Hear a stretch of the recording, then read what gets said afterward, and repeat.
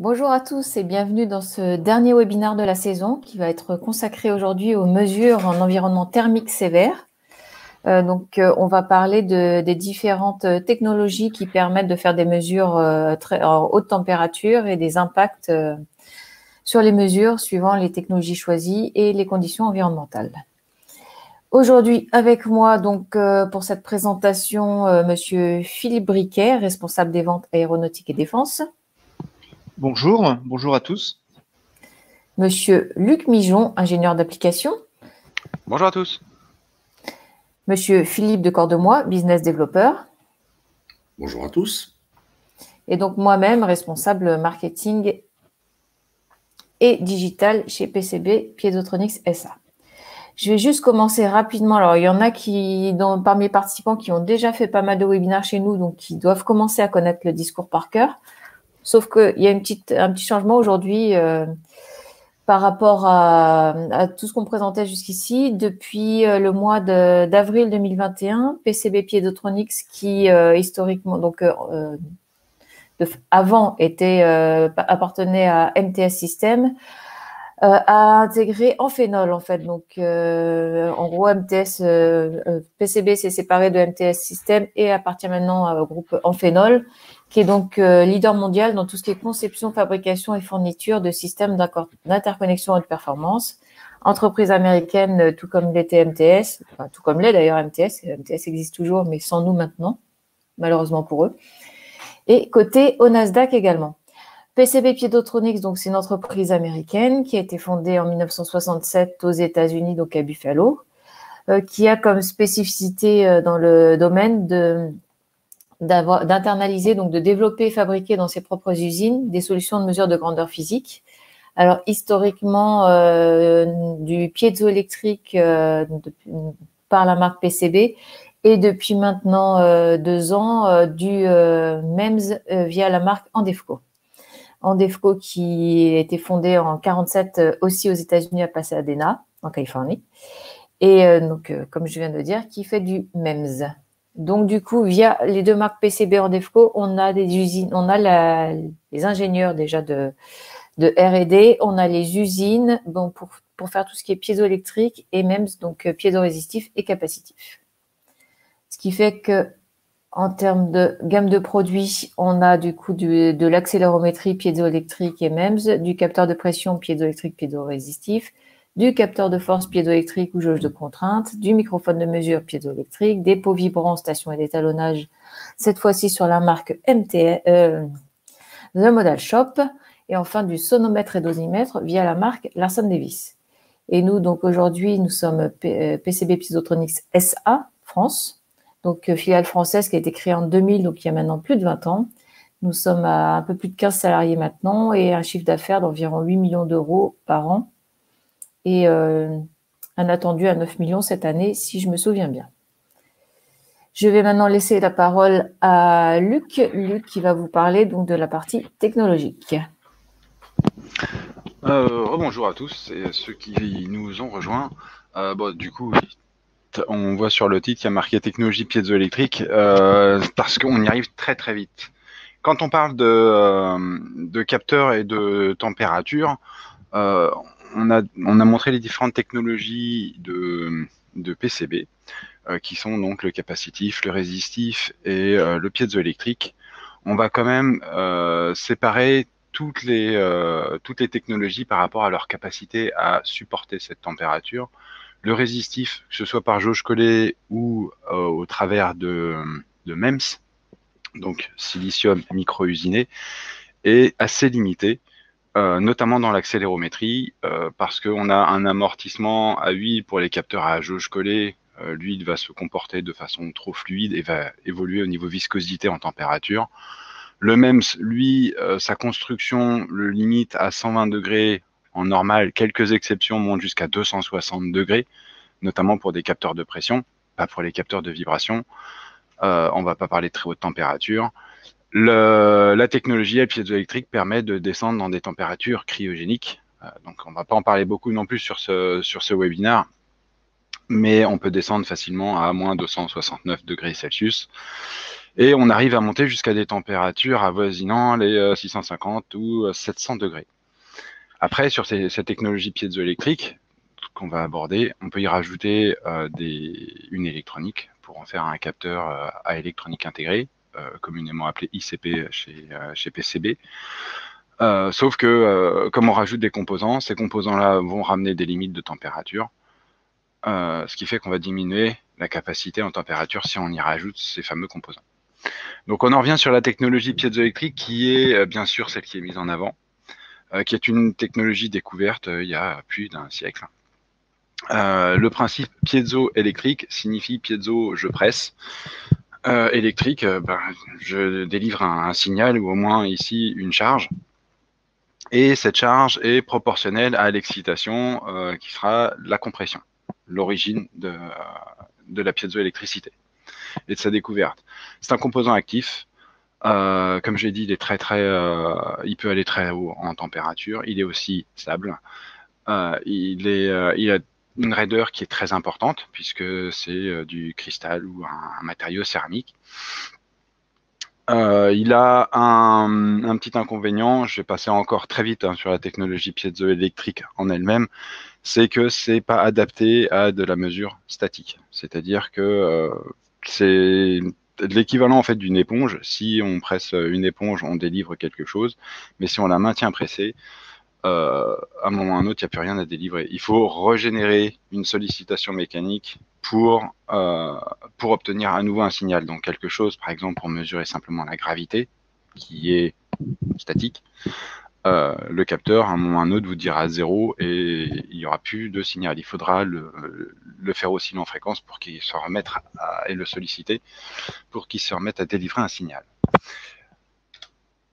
La version dont j'ai expliqué, qui existe notamment chez PCB, on peut intégrer un composant qui permet un convertisseur de charge ou un circuit RC qui permet de transformer ces charges en un signal tension qui lui sera intégré dans le capteur et aura cette possibilité d'être moins sensible à un effet propre au capteur piézoélectrique qui est la triboélectricité. C'est-à-dire on excite le câble et il délivre lui aussi un signal qui vient se superposer en fait à la partie sollicitation sur l'élément sensible. Ça a cet inconvénient, cet avantage du coup de le protéger, ça a cet avantage de délivrer un signal tension beaucoup plus élevé puisqu'on en profite pour l'amplifier. Ça a cet inconvénient, c'est que dans le cadre de la température, les composants rajoutés ont leurs limites et elle est plus basse que l'élément sensible et que sa matière. Quand on travaille cette fois-ci sur la construction des accéléromètres, puisqu'on reste dans le thème de l'accélérométrie, on va avoir deux méthodes principales de sollicitation du cristal ou de la partie sensible, soit en compression, donc d'une phase par rapport à l'autre, soit en cisaillement, c'est-à-dire qu'on va générer un effort tangentiel à une surface ou à un plan.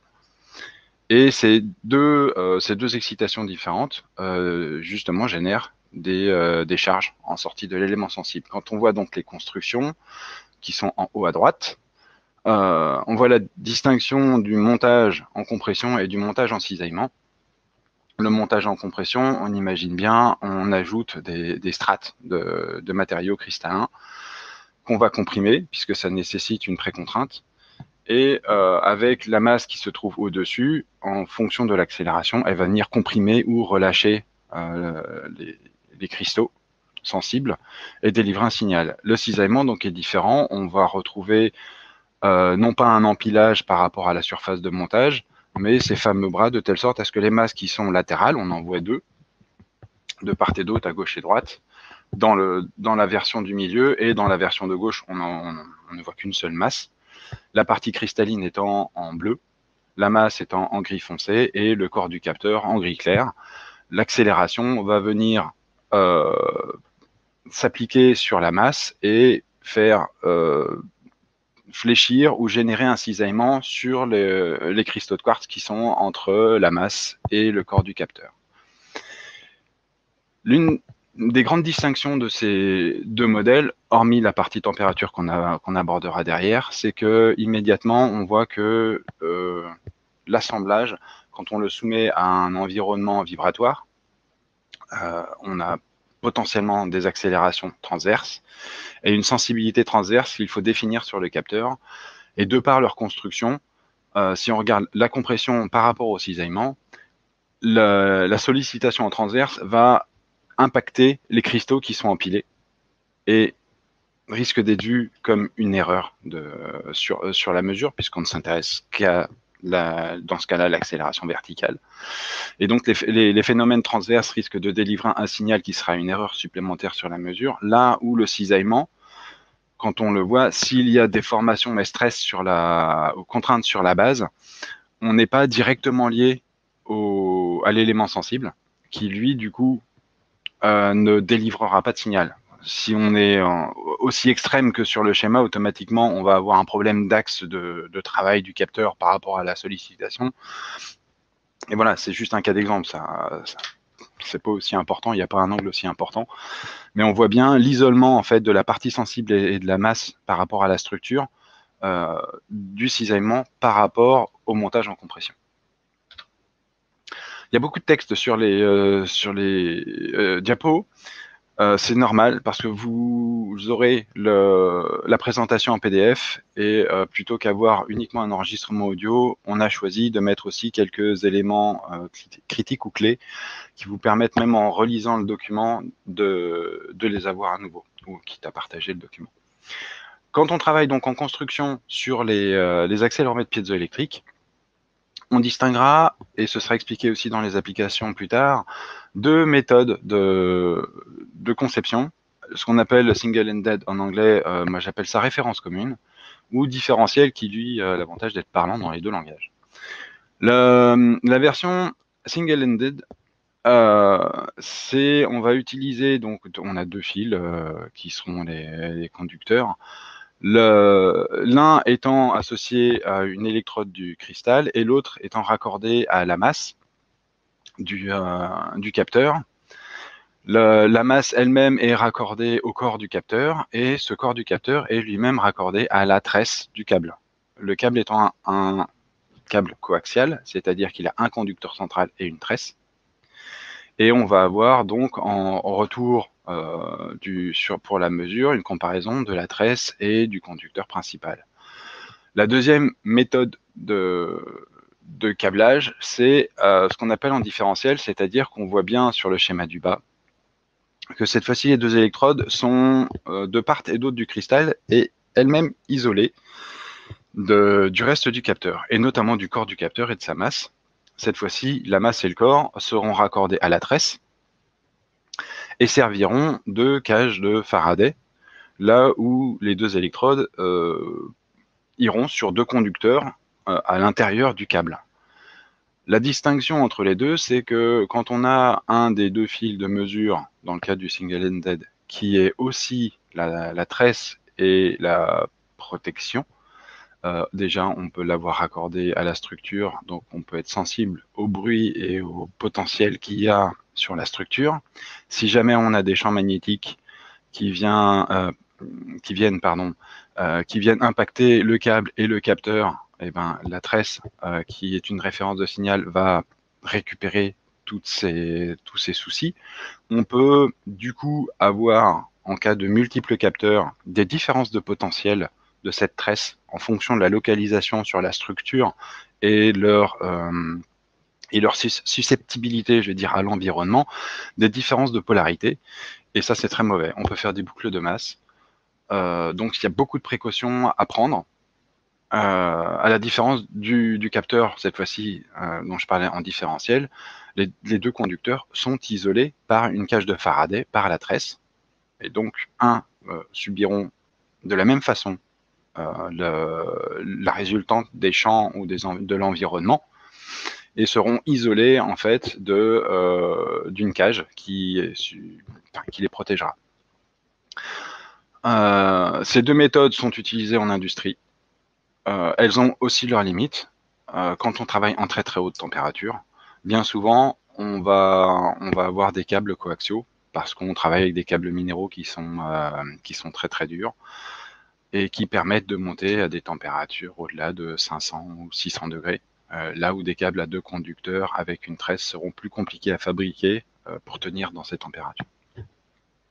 Il faut faire la distinction des deux modèles.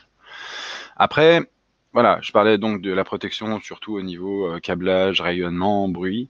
Là, notre thème est quand même la température. En environnement en température, on distingue en thermodynamique principalement 2 types d'échanges, la conduction et le rayonnement. La conduction, une partie de la structure est un point chaud, très haute température, et on va avoir un gradient de température qui s'opère de, cette fois-ci la structure, par exemple un moteur, par rapport à la position de l'accéléromètre.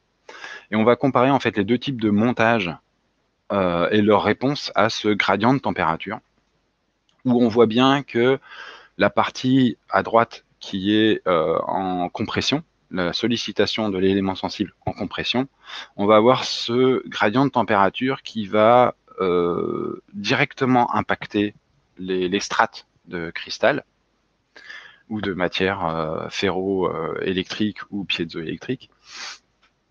Les contraintes mécaniques aussi entre tout ce qui est les liants, les éléments de l'assemblage vont se dilater. Tout ça, ça va être des sollicitations mécaniques sur les éléments sensibles qui vont être perçues comme des erreurs supplémentaires, potentielles. J'entends bien potentiel. Et ça, c'est un désavantage par rapport à un montage, on va dire, en cisaillement, tel que cette fois-ci, on a la représentation à gauche, où on est déjà plus isolé de la conduction, de l'effet de conduction du gradient de température, parce que on voit bien que les parties cristallines et les masses sont déportées par rapport à la structure elle-même de montage. Et on a bien, à gauche comme à droite, une propagation assez homogène en fait de ce gradient, donc on devrait être moins sollicité. Le deuxième type donc d'échange thermique, ce sera le rayonnement, où là, on voit bien, donc cette fois-ci, la base, lui, n'est pas, la base, elle, n'a pas la même température que l'environnement extérieur, bien souvent de l'air. À savoir que là, j'ai représenté ce qu'on pourrait dire être un four, c'est-à-dire tout est à température identique et de même source. Sauf que quand on est dans une application, le point chaud, il n'est pas forcément réparti de façon homogène par rapport au capteur. Là, je parle du cas idéal. On voit bien que la construction, cette fois-ci, du capteur, que ce soit en compression ou en cisaillement, a une sensibilité assez symétrique et propre. Ce qui fait qu'on va certes dériver, solliciter le capteur, mais il n'y aura pas de grande distinction d'une partie par rapport à l'autre. Donc, quelle que soit la technologie, ça ne devrait pas changer énormément le comportement. Il y aura effet, mais l'une par rapport à l'autre ne devrait pas être beaucoup dissociable. C'est surtout la partie conduction. Bien sûr, on n'est jamais dans des cas idéaux. On peut avoir la combinaison aussi de la conduction et du rayonnement, ce qui rend les choses encore plus complexes. Il faut savoir un élément important, que là on parle de variation de température. Quand on travaille dans certains essais, on a la possibilité de travailler par palier, où là cette fois-ci, tout le système est imprégné à la même température. Ça limite fortement ce type de conséquences. Ce qui est important, c'est que si on arrive à faire les choses bien dans des laboratoires, à mettre dans des étuves, c'est très propre. Par contre, dès qu'on travaille avec une dynamique de température, c'est là où ces problèmes-là de conduction et de rayonnement interviennent sur la mesure de vibration. J'en viens à l'effet pyroélectrique, qui est associé à la température. Ce qui est intéressant, c'est que dans notre métier, surtout l'accélération, et les capteurs piézoélectriques, l'effet pyroélectrique, je dirais, c'est le mal absolu. On n'en veut pas. C'est quand même très intéressant de savoir que c'est juste une autre propriété de ces cristaux. En regardant sur Internet pour préparer, ça m'a surpris. La découverte date de 2000 ans avant l'effet piézoélectrique, qui était de 1880. En fait, le cristal, il il réagit suivant trois paramètres, donc des variations de température, des contraintes mécaniques et des charges électriques. C'est-à-dire que si on fait de la contrainte mécanique, l'effet piézoélectrique, on va générer des charges.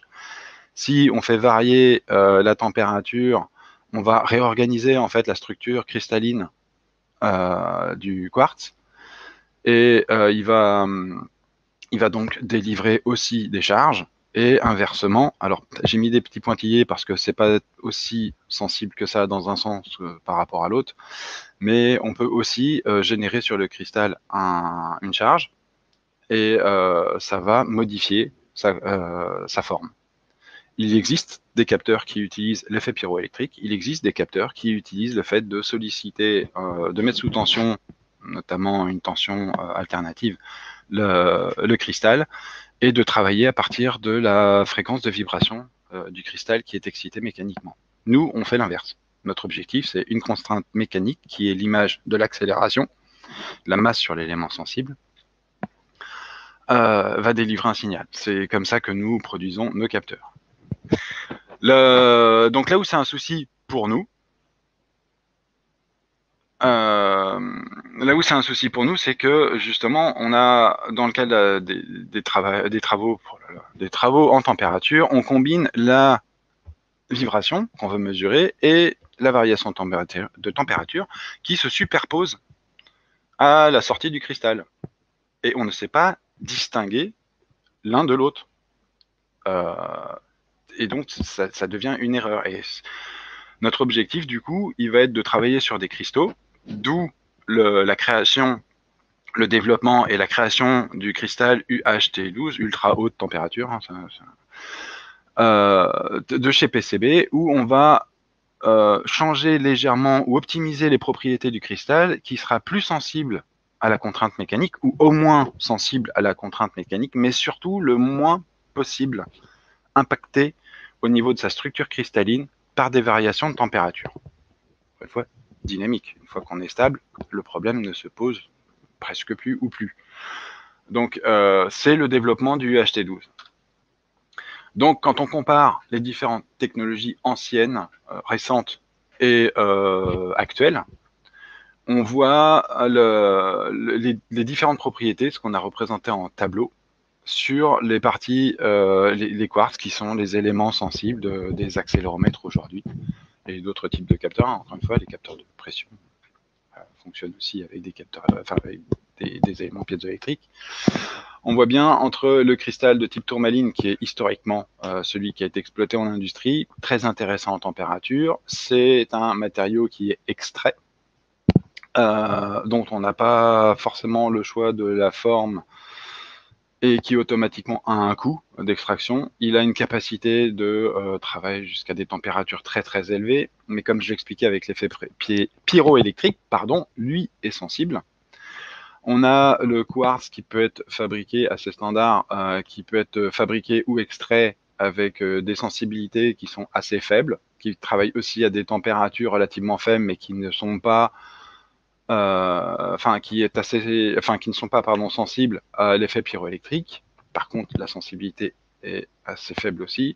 Le titanate de bismuth, qui est un produit fabriqué, c'est une céramique ferroélectrique qui est produite à des températures entre 750 et 850 degrés en fonction de la molécule exacte qu'on va utiliser, qui est très intéressant au niveau de la sensibilité. Par contre, ça a énormément d'effets pyroélectriques. Ça nécessite d'être polarisé pour justement avoir une organisation du système polycristallin. Et le fameux développement UHT12 de PCB, qui lui a une sensibilité légèrement plus faible, par contre a des températures qui montent jusqu'à 650 degrés, donc très important pour nous dans notre cas d'application et le sujet d'aujourd'hui, et une quasi-insensibilité à ce phénomène pyroélectrique. Donc je dirais, pour l'objectif qui est de la tenue en température variable pour de la mesure d'accéléromètre, on retrouve bien l'intérêt je dirais essai transformé, hein, si on parle en termes toulousains, d'un capteur qui va avoir du signal, qui va monter en température et qui ne sera pas sensible à ces variations. Autre objectif, c'est un capteur qui est produit, enfin, pardon, un élément sensible qui est produit. Le procédé de fabrication de systèmes polycristallins est assez complexe. Par contre, une fois que c'est développé, on peut modifier la taille, on peut le construire à façon. Et ça, quand on travaille de la production de capteurs en série, c'est un avantage non négligeable. Ce qu'on a là, c'est on a mis en avant la comparaison donc des anciennes technologies, notamment avec du titanate de bismuth, pardon, assemblé en compression, qui est historiquement la construction des capteurs d'accéléromètres pour la haute température, avec un système donc en UHT12, avec le cristal UHT12, qui travaille lui en cisaillement. Donc, on rappelait qu'il y a des avantages à travailler en cisaillement, que ce soit en température et aussi au niveau des sollicitations transverses de l'accéléromètre. Donc, c'est une combinaison d'avantages. Là, immédiatement, on a mis non excité un élément sensible en titanate de bismuth et un élément sensible en UHT12. Et on voit bien, j'espère que c'est suffisamment gros au niveau des deux schémas. Ces fameux pics de spike en anglais, pyroélectriques, qui apparaissent une fois arrivé à une certaine température, puisqu'on a cette fameuse réorganisation cristalline qui va libérer des charges. Là où, quand on travaille avec l'UHT12, on est à moins de 10% de cet effet pyroélectrique. Donc, on a grandement optimisé l'impact problématique de la pyroélectricité sur ces deux types de capteurs. J'en arrive à mon avant-dernière page, qui récapitule un peu l'UHT12. Ce qui est intéressant, c'est une technologie développée et propriétaire de PCB. On l'a construit à façon. C'est un cristal, j'en ai pas parlé, qui est naturellement piézoélectrique. On rappelle les plages en température de moins 55 à 650 degrés pour les accéléromètres standard, 650 degrés étant notre maximum aujourd'hui. S'il faut redévelopper, il y a des conséquences quand on travaille forcément haute température, parce que ça impacte quand même beaucoup les structures cristallines, j'entends.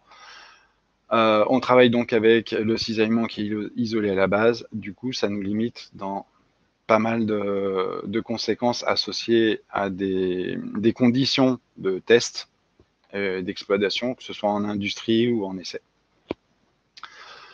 Et le dernier point qu'on a mis, la photo qui est à droite, c'est un exemple de qualification sur un banc. En fait, c'est une étuve. L'étuve est capable de monter pour nos développements jusqu'à un peu plus de 1000 degrés Celsius. Là, on voit bien l'accéléromètre avec les résistances sur le côté, l'accéléromètre qui est rougi. On va travailler donc sur la canne qu'on voit sur la partie centrale pour l'exciter en vibration. Donc, on saura faire de la température combinée à de la vibration pour la caractérisation essentiellement. Les capteurs qui sont issus de cette technologie, on en fait 3. Le premier, on en a parlé, c'est les accéléromètres très haute température qui utilisent UHT12. On est capable de l'intégrer, alors cette fois-ci, non pas en cisaillement, mais en compression dans un capteur de pression, où il sera mis derrière la membrane sensible à la pression, qui permet donc d'avoir des capteurs de pression très haute température. Mais on en décline aussi des capteurs chez PCB qui s'appellent LTC. C'est Low Temperature Coefficient. En fait, on intègre cet élément stable en température dans des capteurs ICP. Alors, on est limité à 180 degrés. Par contre, on est quasi au niveau de l'élément sensible, on est quasiment insensible aux variations de température. Dernière page, après je passe la main à Philippe.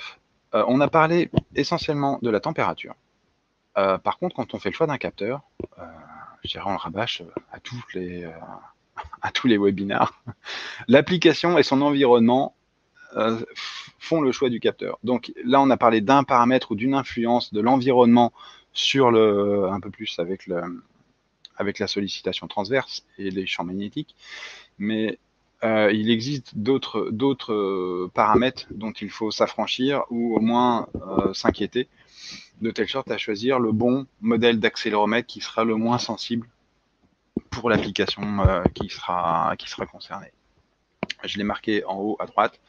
Il y a déjà eu un webinar qui a été fait sur le sujet. Donc, ça doit être Maïwen, tu peux me corriger si je me trompe, mais il doit être disponible en replay sur la chaîne YouTube de PCB France. S'il y a besoin de le refaire, c'est tout à fait possible. L'influence de la température sur le couple de serrage. Automatiquement, il va y avoir dilatation des matériaux. On cherche à travailler avec des matériaux qui ont une déformation ou une dilatation similaire, de telle sorte à ce que ça ne génère pas de contraintes. Mais ça a automatiquement une incidence. Ça va écraser. Ça va écraser quand on monte en température. Ça va écraser en fait les cristaux. Et d'ailleurs, quand on travaille cette fois-ci en cryogénie, on ne peut plus se permettre de coller. On va écraser au maximum le cristal, de telle sorte à ce que ça n'ait pratiquement aucune incidence. Quand on travaille avec des capteurs qui ont des cristaux qui sont collés, on sait très bien que par exemple, quand on arrive en très très basse température, ça craquelle et ça se décolle. Si ça se décolle pas complètement, ça endommage la réponse. Si à l'inverse, on est à très haute température, on a des problèmes de colle. Philippe ? Oui. Je te passe la main pour la suite. Sauf si je souhaite qu'on aborde des questions, parce que j'ai pas du tout, j'ai juste vu au moment où on arrivait à la fin le chat. Mais... Je pense qu'on va pouvoir continuer. Il y a quelques questions, quelques sujets qui vont être abordés pendant les applications et d'ailleurs, n'hésitez pas à m'interrompre via le chat si vous souhaitez quelques éclaircissements par rapport à ça. Juste pour compléter ta réponse, Luc, sur le couple de serrage.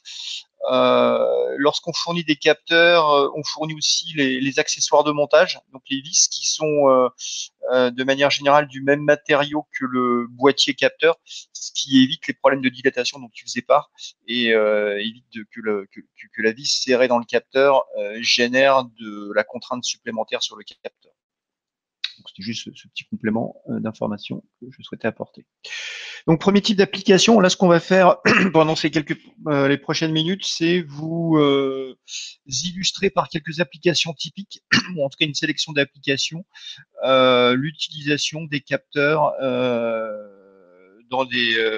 l'utilisation des capteurs en fonction des applications haute température, et on vous fera un petit panel des capteurs qu'on propose par rapport à ces applications. On va parler là des essais Altanas, donc HALT, Highly Accelerated Life Test, et AS, Highly Accelerated Stress Screen. En fait, on est sur de l'essai combiné. On est sur des essais un essai environnemental, donc qui se passe sur peau vibrante, sur lesquels on va mettre un équipement et on va le solliciter en vibration. Et à ça, on rajoute ce que vous voyez là, la partie bleue au-dessus du pot vibrant, qui est une enceinte climatique. Et donc, en plus de la mesure vibratoire ou de la sollicitation vibratoire sur l'équipement, on va faire du cyclage thermique, ce qui a comme caractéristique d'accélérer le vieillissement, en tout cas de voir des phénomènes en tout cas de solliciter fortement en thermique et en vibration un équipement et de regarder son comportement. De fait, ce type d'essai nécessite, comme un essai environnemental classique, des capteurs fiables avec une masse relativement légère, pour tout ce qui est l'équipement, des capteurs pilotes pour piloter le pot vibrant dans l'environnement thermique dans lequel est positionné le capteur. Donc là, ça c'est classique. Mais au-delà de ça, il y a à prendre en compte un point important, c'est tout ce qui est dérive de sensibilité par rapport à la température. En effet, puisqu'en fait on va on va cycler, on va passer de basse température à haute température. Donc, il est important que la dérive de sensibilité soit contenue, maîtrisée, afin que vous ne rajoutiez pas trop d'erreurs sans vos calculs d'incertitude derrière. Autres critères qui peuvent être pris en compte, c'est évidemment tout ce qui est isolation électrique et les systèmes de montage. Donc l'isolation électrique du capteur qui peut être proposé et effectivement les systèmes de montage à vis. Pour ce type d'application, donc ce qu'on propose chez PCB, c'est des solutions de capteurs ICP, à électronique intégrée, qui ont des plages d'utilisation jusqu'à 180 degrés. C'est en général des températures dans lesquelles se situe ce type d'essai. Et ce qu'on va plutôt recommander ou vous orienter sur des capteurs UHT12 qui ont comme caractéristique d'avoir ce phénomène de faible dérive de sensibilité à la température. Là, typiquement, on est sur des dérives conservatrices qui sont garanties à un moins de 0,02% par degré C, ce qui vous permet, je dirais, de rentrer une sensibilité sur votre système d'acquisition qui correspond à la sensibilité qui est notée sur votre certificat d'étalonnage, qui est donc fait à température ambiante, et de considérer qu'on a une erreur, ou en tout cas une incertitude qui va être accrue, qui est maîtrisée, qui peut être de quelques pourcents, jusqu'à 3% à 180 degrés, ce qui vous permet d'avoir une bonne précision sur vos essais. Donc par rapport à ça, je veux quelques exemples. Donc c'est les capteurs de la famille 320 qui correspondent à ces critères, avec entre autres, là vous voyez en haut à gauche le capteur de forme de goutte d'eau qui s'appelle le 320 C52, qui est un capteur qui se fixe par vis traversante et qui est isolé électriquement, qui pèse qu'à 1,85 grammes, donc typiquement pour la mesure sur équipement. Et puis après la série de capteurs triaxiaux de la famille 339, là aussi ICP, élément UHT12, donc faible dérive de sensibilité et température montant jusqu'à 180 degrés. On est sur du capteur qui fait 10 mm d'arête, clairement sur et quelques grammes, moins de 4 grammes. Donc typiquement, on a un panel relativement large pour ces applications, mais je pointais sur les caractéristiques fortes qui sont la faible dérive de sensibilité à la température. Autre type d'application qui est au-delà de 180 degrés, on est sur des essais de freinage sur train d'atterrissage. Donc là, on est plutôt sur des applications qui sont un petit peu plus sollicitantes. On va donc changer de technologie pour ce type d'application. On va passer sur des capteurs de type mode de charge. Donc bien évidemment, sur ces capteurs, la fiabilité est nécessaire, la tenue en température, puisque là on va être sur des niveaux plus élevés et une bonne dynamique de mesure. Et là on va revenir sur les questions de montage à visser, d'isolation électrique certes, mais aussi de montage à visser. Je dirais qu'au-delà de ces températures, 180-200 degrés, la colle devient un problème. En tout cas, il y a des colles qui peuvent exister éventuellement à haute température, mais ça devient un problème. Le vissage devient presque la norme ou la règle par rapport à ça. Peut-être, Maïwen, tu peux lancer une petite vidéo qui est un peu plus explicative que cette image d'un camion pompier. Donc, ce que vous voyez ici, c'est un essai de certification qui est fait sur avion. Donc, vous voyez un avion là qui est en phase de décollage. Donc, pleine puissance, pleine charge, pleine puissance, et on effectue en tout cas, l'avion effectue un freinage d'urgence. Il doit s'arrêter sur une distance assez courte, ce qui sollicite très fortement les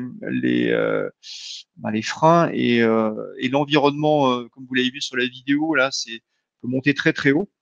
C'est ce que vous voyez ici. Vous voyez même voir de la fumée. Donc, d'où l'importance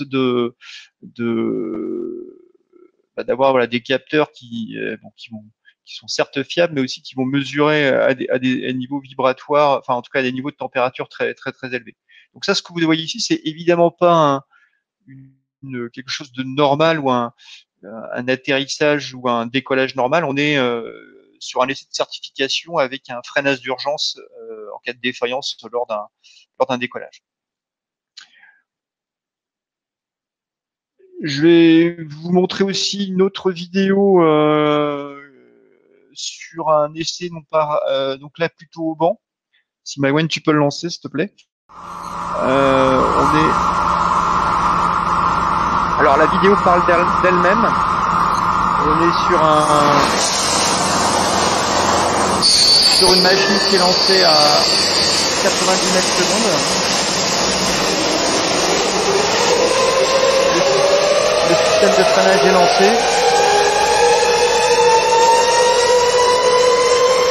Et vous voyez la sollicitation thermique assez impressionnante.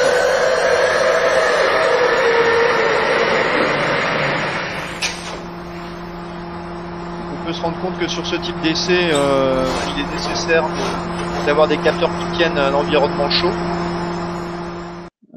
180 degrés paraît potentiellement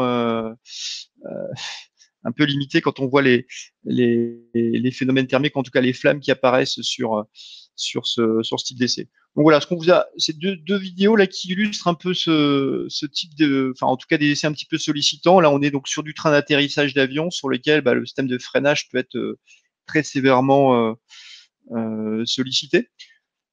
Donc sur ces essais, donc, comme je vous disais, on est au-delà de 180 degrés. On propose des solutions pour les mesures jusqu'à 260 degrés, des solutions de capteurs monoaxiaux, là, entre autres le 7240C ou le J357B03, c'est les capteurs que vous voyez en haut, des capteurs monoaxiaux un peu classiques, 2000G ou 1000G, des fréquences qui montent à 18 ou 20 kg.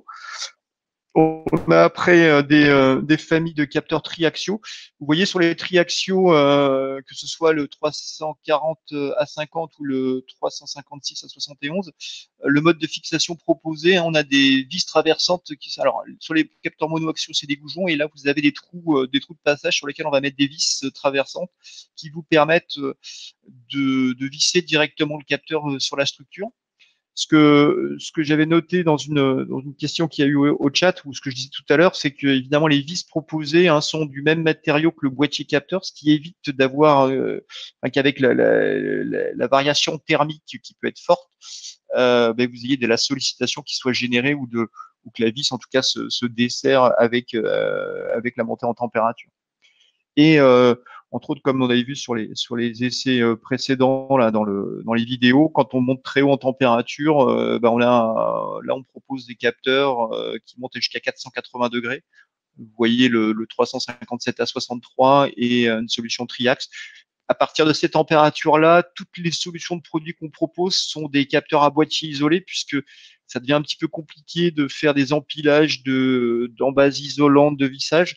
Donc là, on est directement sur des configurations boîtier isolé, ce qui est plus rassurant pour la mesure et évite du parasitage supplémentaire, sachant que déjà travailler en haute température, c'est un vrai challenge. Et donc voilà. Autre application qui est mise en avant ici, c'est tout ce qui est mesures vibratoires sur turbine d'avion. Donc, en fait, cet essai balaye tout le spectre de l'offre que l'on peut proposer. Et vous voyez sur la turbine, donc vous avez certes à droite là une coupe de turbine qui vous voyez en fait la partie chambre de combustion, mais sur le petit graphe que vous avez en bas à gauche, vous voyez en fait toute la palette de température qui apparaît. Donc sur la partie gauche là, qui est 1 à 2, vous avez la partie froide, donc les entrées d'air qui arrivent sur les fans. Donc je dirais que sur ces mesures vibratoires dans ces environnements-là, on a ce qu'on vend, c'est des capteurs ICP qu'on vous a présenté dans les premières slides, 180 degrés, UHT12 petit. Ensuite, on arrive sur les chambres basse pression, haute pression.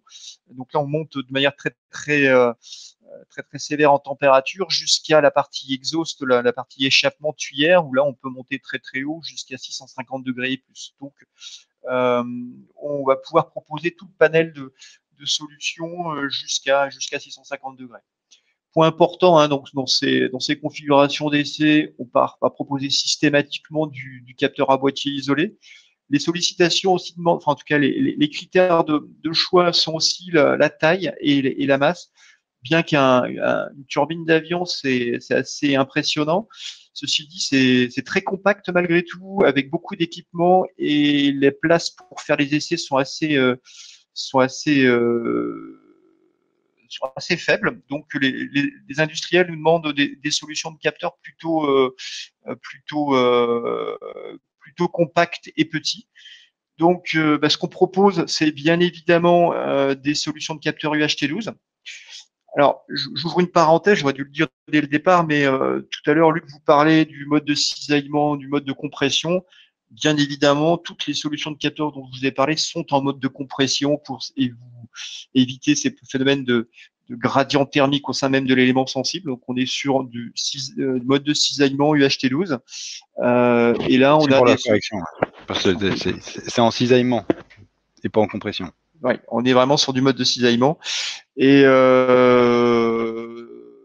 notre offre produit, voilà, s'étend jusqu'à 650 degrés. Donc, vous voyez les modèles 357 B63, qui est le petit capteur en haut à droite, qui monte jusqu'à 538 degrés C, qui est relativement petit, hein, 10 mm d'arête, 5,8 grammes, et qui a boîtier isolé. Et lui, son mode de fixation, c'est par goujon. Donc, en bas du capteur, vous avez un trou taraudé et un goujon spécifique vous est fourni pour pouvoir directement visser le capteur.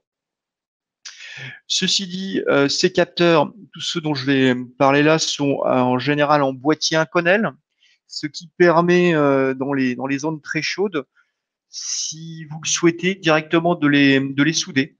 Alors, souder, c'est ça nécessite une certaine technique.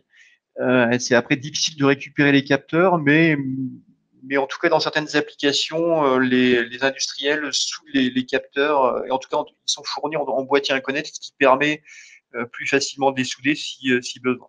C'est une possibilité qui vous est offerte en tout cas avec nos solutions de capteurs.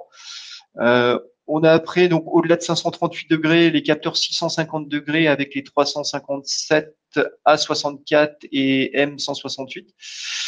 Vous voyez un capteur avec des petites oreilles qui vont permettre une fixation par vissage. Mais aussi que le capteur, il a un câble intégré.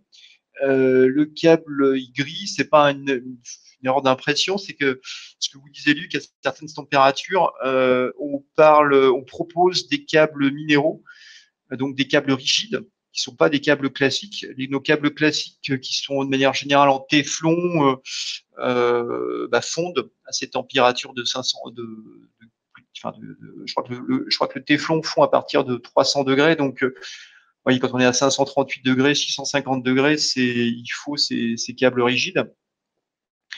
Ou alors, si vous prenez un câble souple, il faut que vous puissiez faire une barrière thermique, ce qui paraît compliqué pour que la température, pour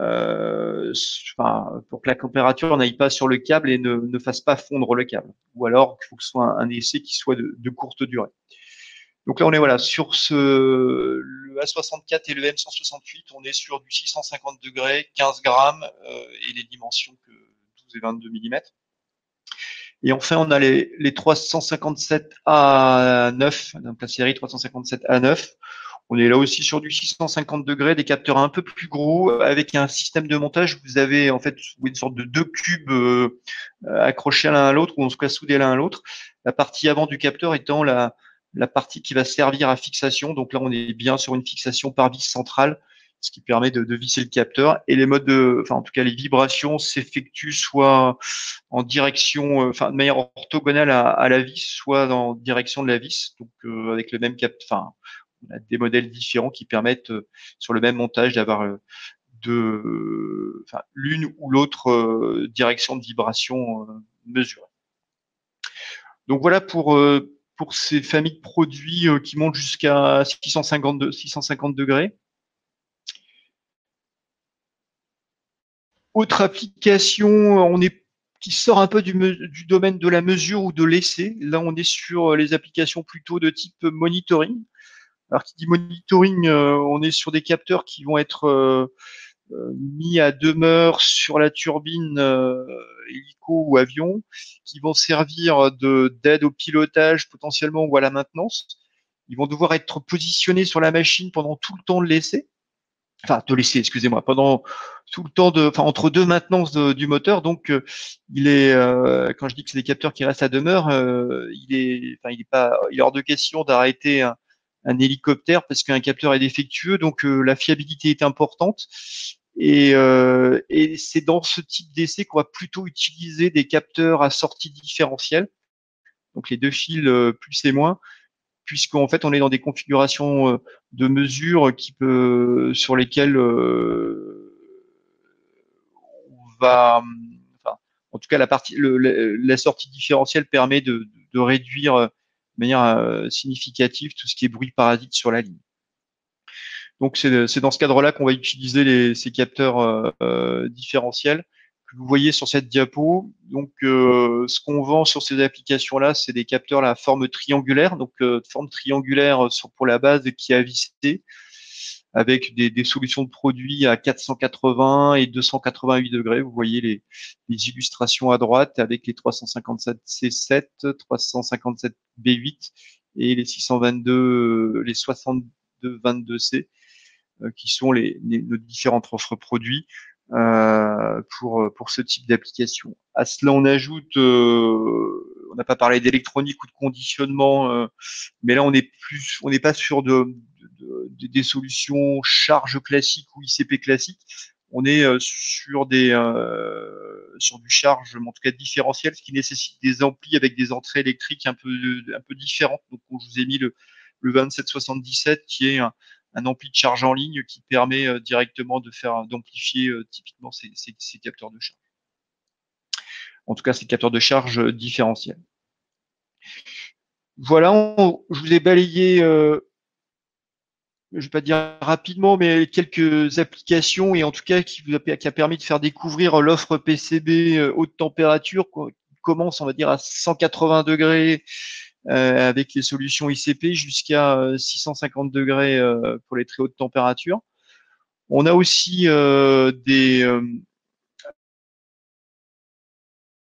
d'autres solutions de capteurs qui font pas partie de ce webinaire, mais qu'on voulait juste faire un clin d'œil en vous disant que voilà, PCB, on a aussi à notre offre produit des microphones qui tiennent à 800 degrés.